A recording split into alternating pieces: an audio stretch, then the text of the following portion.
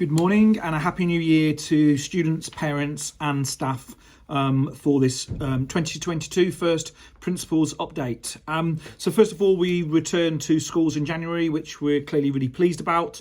Obviously, there was that uncertainty as we ended the term of what would happen across the holidays, and I'm sure, like me, you're following all the news of the significant increase in coronavirus, in Omicron variant, but also hopefully the reassurance that though we're seeing a big increase in transmission, that we're seeing a lower increase in terms of those that are hospitalised and the concerns linked to that, especially in those that are vaccinated.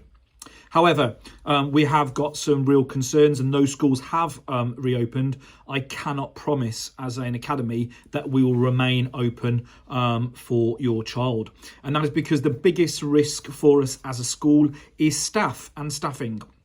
And that not only goes on in terms of staff getting COVID and subsequently required to be off, but equally at the same time in terms of their dependence as well and the impact that has on the school.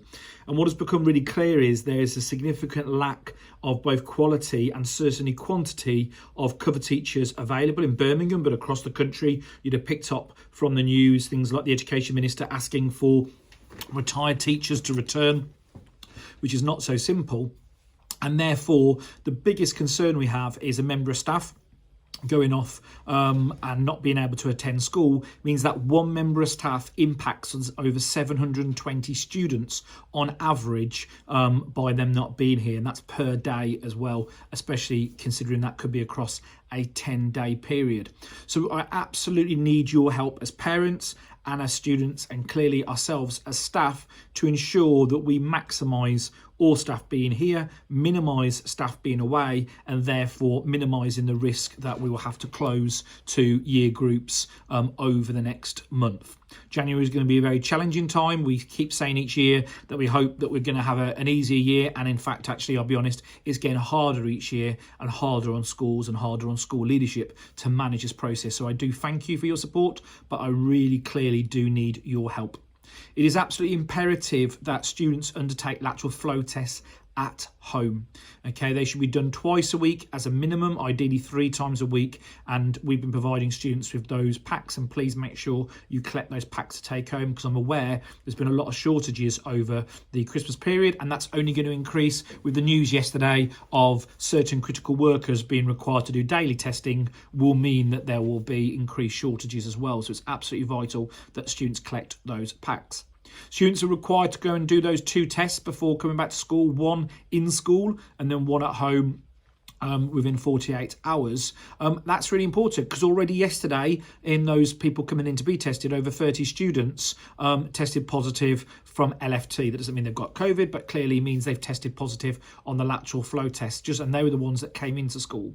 So it is really important that you regularly test at home, please. It's really important that you use that as a mechanism. And of course, we know with the new Omicron variant that the actual symptoms have been quite diverse, from the most commonplace being headaches and poor stomachs, and a whole manner of things, not the traditional loss of smell and coughs as we saw with the earlier Alpha and Delta variants. So ultimately, if you are feeling under the weather, it's really important that maybe you not only do your test, but maybe you do take that sort of period of 1 or 2 days at home. And I know that has an impact on you, and you want your child to come to school, and you want as a child to come to school and obviously learn. That's important. But I remind you, those 2 days out for you is 2 days for one child. If a member of staff gets COVID, that means that 720 children per day across 10 days, so 720 times. It is absolutely imperative that we keep the school open by keeping the staff going on.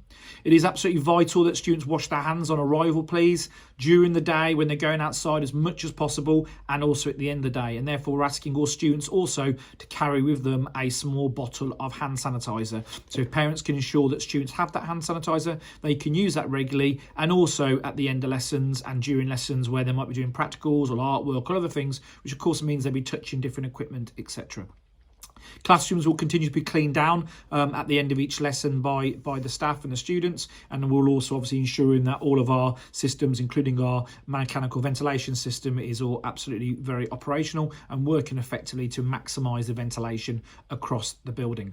Students are able to wear coats at the moment in the building and around as it gets colder, as we keep all the external doors and windows that we have here, though limited in this building, open again to increase that fresh air and ventilation.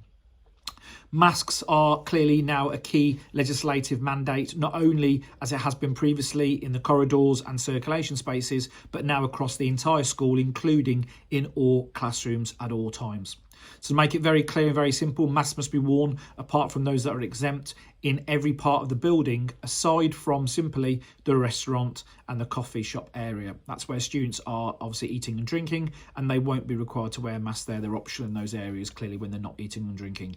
Every other area of the school must wear masks, okay, unless you are exempt. And not only that, though, there will be consequences that lead to that. It's absolutely important that students are wearing masks unless they're exempt. And as a result of that, please do not be surprised if your child is not only isolated, but is also sent home if they repeatedly do not wear their masks appropriately around the school. Okay, we really do need to work together on this. It's really important. If you are exempt, you must have a validated exempt badge, please. That comes from Mrs. Grant, and you need to go and see her with your information about why you're exempt, and you'll be issued with one of those badges, and therefore everyone can clearly know why you're not wearing a mask. And those students who are unable to wear masks as well, but wish to wear a face visor, of course that is available. Again, they can see Miss Grant and she will issue the face visors for those students that require them as well. So it's really important that we work together over the next month as we have this really increase in Omicron going around. I really thank you for your support. We look forward to having you back in school. I've got students in testing today. I've got students completing their Year 10 engineering exams online today as well, and to confirm that all students return as normal at 8:20 tomorrow, and we carry on with our normal timetable from tomorrow as well. I look forward to working with you closely in 2022. Thank you so much for your support so far this academic year, and I look forward to, again, hopefully meeting up in person when that's available. I would just give the heads up that our parents' evenings go live. Year 11's obviously already gone live already yesterday, and you should have received an email if you're a Year 11 parent about how to book via Firefly. Year 13 just after it was released next week, and then Year 10 afterwards. It's so on each of the parents' evenings over the next month and a half. So please do look out for that information of when the parents' evenings are coming to you to be able to book online. Thank you very much for your time. Take care. Bye.